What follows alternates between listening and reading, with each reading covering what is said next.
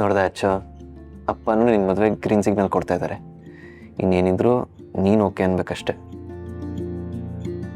ನಂಗೆ ಯಾಕೋ ವಿರಾಟ್ ಅವ್ರನ್ನ ಮದುವೆ ಆಗೋದಕ್ಕೆ ಪೂರ್ತಿಯಾಗಿ ಮನಸ್ಸಿಲ್ಲ. ಯಾಕಚ್ಚು? ನನ್ನ ಜೀವನದಲ್ಲಿ ಮದುವೆ ಸಂಸಾರ ಅನ್ನೋದು ಒಂದು ಕಹಿ ಘಟನೆ ಆಗೋಗಿದೆ.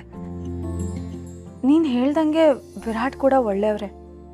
ನಾನು ಅಷ್ಟೆ, ಸಾನ್ವಿನ ತುಂಬ ಹಚ್ಕೊಂಡ್ಬಿಟ್ಟಿದ್ದೀನಿ ನಿಜ. ಆದರೆ ಇದಕ್ಕೆಲ್ಲ ಮದುವೆ ಒಂದೇನ ಪರಿಹಾರ? ಅಕ್ಕ, ಯಾವ ಹೆಣ್ಣಿಗೆ ಆಗಲಿ ಒಬ್ಬ ಜೊತೆಗಾರ ಬೇಕೇ ಬೇಕು. ಸಮಾಜ ಏನು ಅಂದ್ಕೋತಾರೋ ಅದ್ರ ಬಗ್ಗೆ ಎಲ್ಲ ತಲೆ ಕೆಡ್ಸ್ಕೊಳಕ್ಕೆ ಹೋಗ್ಬಿಡಿ. ನಮ್ಮ ಜೀವನದಲ್ಲಿ ಇನ್ನೊಬ್ಬರನ್ನ ಪ್ರೀತಿಸೋಕ್ಕಿಂತ ನಮ್ಮನ್ನು ಯಾರು ಜಾಸ್ತಿ ಹಚ್ಕೊಂಡಿದ್ದಾರೋ ಅಂಥವ್ರ ಜೊತೆನೇ ಬಾಳೋದು ಒಳ್ಳೆಯದು. ಈ ಹಿಂದೆ ಆ ರಾಹುಲ್ ಒಳ್ಳೆಯವ್ರ ಥರ ನಾಟಕ ಮಾಡಿ ನಿಮ್ಮ ಮನ್ಸು ಗೆದ್ದು ಅದೇ ಮನ್ಸಿಗೆ ಮೋಸ ಮಾಡಿ ಹೋದ್ರು. ಆದರೆ ವಿರಾಟ್ ಅವ್ರ ಬಗ್ಗೆ ಹಸ್ಬೆಂಡ್ಗೆ ತುಂಬ ಚೆನ್ನಾಗಿ ಗೊತ್ತಿದೆ. ಅವ್ರು ನಮ್ಮನ್ನು ಪ್ರೀತಿಯಿಂದ ನೋಡ್ಕೋತಾರಕ್ಕ. ಇಷ್ಟಾದರೂ ನಿಮ್ಗೇನಾದರೂ ಸಮಸ್ಯೆ ಬಂದರೆ ನಾವೆಲ್ಲರೂ ನಿಮ್ಮ ಜೊತೆನೇ ಇರ್ತೀವಿ. ಅಕ್ಕ, ನೀವು ಈ ಮದುವೆ ಆಗೋದೇ ಒಳ್ಳೇದು ಅಂತ ನಂಗೆ ಅನಿಸ್ತಿದೆ. ಪ್ಲೀಸ್ ಒಪ್ಕೊಳ್ಳಿ. ಅಚ್ಚು, ನಿಂಗೆ ಈ ವಿಷಯದಲ್ಲಿ ಯಾರೂ ಫೋರ್ಸ್ ಮಾಡಲ್ಲ. ಅಲ್ಟಿಮೇಟ್ಲಿ ವಿರಾಟ್ ಜೊತೆ ಇರಬೇಕಾಗಿರೋದು ನೀನು. ನಿಂಗೆ ವಿರಾಟ್ ಇಷ್ಟನೇ ಇಲ್ಲ, ಅವ್ರನ್ನ ಮದುವೆ ಆಗೋದೇ ಇಲ್ಲ ಅಂತಂದರೆ ಪರವಾಗಿಲ್ಲ. ಬಟ್ ಇನ್ ಕಮಿಂಗ್ ಟೈಮ್ಸ್ ಆದರೂ ನೀನು ಯಾರನ್ನಾದರೂ ಇಷ್ಟಪಟ್ಟು ಮದುವೆ ಆಗಲೇಬೇಕು. ನಾನಂತೂ ನಿನ್ನ ಸಿಂಗಲ್ ಆಗಿರೋಕ್ಕೆ ಬಿಡಲ್ಲ. ದೀಪ ಅವ್ರು ಹೇಳ್ದಂಗೆ ಯಾರಿಗೇ ಆಗಲಿ ಲೈಫ್ ಪಾರ್ಟ್ನರ್ ಅಂತ ಒಬ್ರು ಇರಬೇಕು. ಸಂಗಾತಿ ಅನ್ನೋರು ಎಷ್ಟು ಮುಖ್ಯ ಆಗ್ತಾರೆ ಅಂತ ದೀಪ ಅವ್ರು ನನ್ನಿಂದ ದೂರ ಹೋದ್ಮೇಲೆ ನಾನು ಅರ್ಥ ಮಾಡಿಕೊಂಡೆ. ಸೊ ನನ್ನ ಪ್ರಕಾರ ನೀನು ಮದುವೆ ಆಗೋಕ್ಕೆ ಇದು ರೈಟ್ ಟೈಮ್.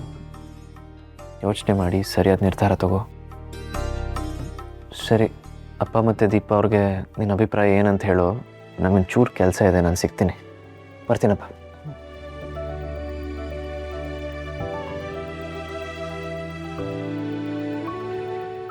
ಯಾಕಕ್ಕ ಇಷ್ಟೊಂದು ಯೋಚನೆ ಮಾಡ್ತಿದ್ದೀರಾ? ನೀವು ವಿರಾಟ್ ಅವ್ರ ಮನೆಗೆ ಹೋಗೋಕ್ಕೆ ಶುರು ಮಾಡ್ದಾಗಿಂದ ನಿಮ್ಮಲ್ಲಿ ಸಾಕಷ್ಟು ಬದಲಾವಣೆ ಕಾಣಿಸ್ತಿದೆ. ಲವಲವಿಕೆಯಿಂದ ಇರ್ತೀರಾ. ಸಾನ್ವಿನ ಸ್ವಂತ ನಿಮ್ಮ ಮಗಳ ಥರನೇ ಹಚ್ಕೊಂಡಿದ್ದೀರಾ.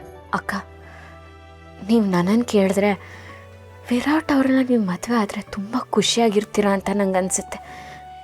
ಪ್ಲೀಸ್ ಒಪ್ಕೊಳ್ಳಿ ಅಕ್ಕ.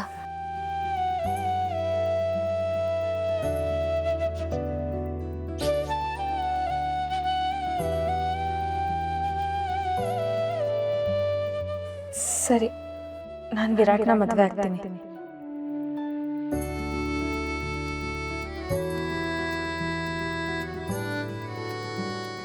ಅಕ್ಕ, ಆದರೆ ನೀವಿದನ್ನು ಬಲವಂತದಿಂದ ಹೇಳ್ತಿಲ್ಲ ತಾನೆ? ಇಲ್ಲ.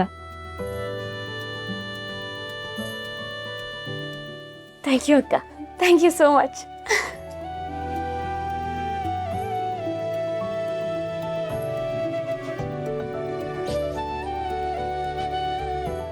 ಅಕ್ಕ, ಮೊದಲು ವಿಷಯನ ಹೋಗಿ ನಿಮ್ಮ ತಮ್ಮಂಗೆ ಹೇಳಿ.